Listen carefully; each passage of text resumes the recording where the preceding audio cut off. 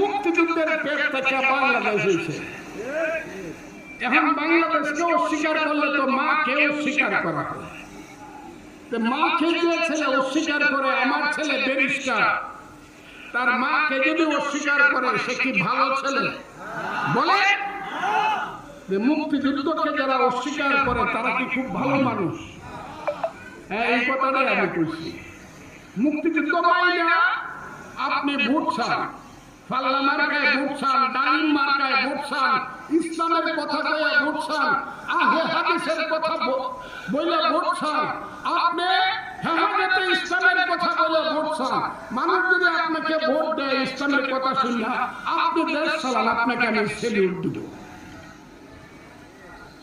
কিন্তু মুক্তিযুদ্ধ মানবেন না আপনি, আমি আপনাকে রাজাকার কমুন, আমি কমুন। এতে যত 30,000 কথা শুনতে